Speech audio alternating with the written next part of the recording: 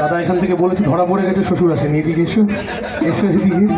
হ্যাঁ এখন মুখ লুকাচ্ছ তো, ঠিক আছে। গানটা ভালো আছে, এখনো নষ্ট হয়নি। যেটা বলছিলাম সেটা হচ্ছে অবিবাহিত ভাই দাদা সবার তরফ থেকে আমি এটা অবিবাহিত মেয়েদের উদ্দেশ্যে বলতে চাই একটাই কথা।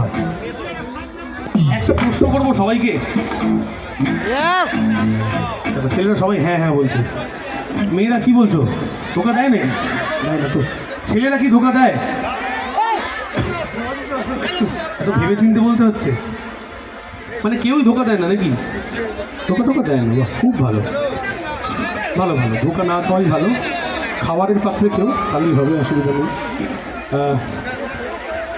তাহলে যদি ধোকা না দিয়েই থাকো, এত সুন্দর পরিবেশে এত সুন্দরী সুন্দরী সবাই সেজে গুজে রয়েছে, তাদের জন্য, তাদের এখনো বিয়ে হয়নি কিন্তু বলেছি, হ্যাঁ পরে যেন কেস দেবে না।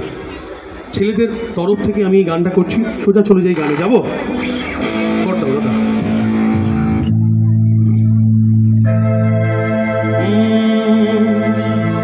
अरे कब तक जवानी छुपाओगी रानी,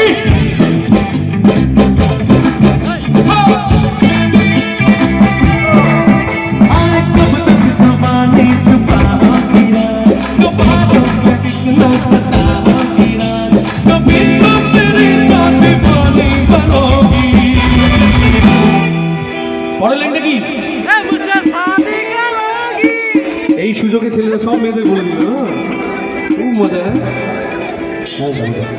এই সুযোগে সবাই বলে দিল, হ্যাঁ অন্য টাইমে তো বলতে পারে না, অন্য টাইমে বলতে পারে না, সামনে ধরনের দিকে মা বাবা রয়েছে, নিজের মা বাবা রয়েছে, পাড়ার ব্যাপার বলা যায় না, ওই হোয়াটসঅ্যাপ মেসেজে যেটুকু হয় আর কি আর করবে এই জীবনে।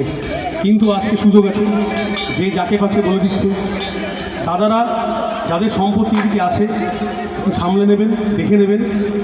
বৌদিরা যাদের সম্পত্তি এদিকে আছে তোমরাও দেখে নিও, হ্যাঁ বাড়িতে গিয়ে ভালো মতো সাইজ করে দিও, দেখে রাখো কে বলছে কে বলছে না। হ্যাঁ তাহলে আজকে কি সবাই বলতে পারি তো? অসুবিধা নেই তো নাকি? বলবো একসাথে গানের মাধ্যমে বলতে পারি তো? যাদের বিয়ে হয়ে গেছে তারা আগে বলছে হ্যাঁ হ্যাঁ, এটা বলার জন্যই তো বলবো। ঠিক আছে চলো সবাই মিলে আজকে গানের মাধ্যমে বলতে পারি, কোনো অসুবিধা নেই। তাহলে একসাথে গাই, চলো।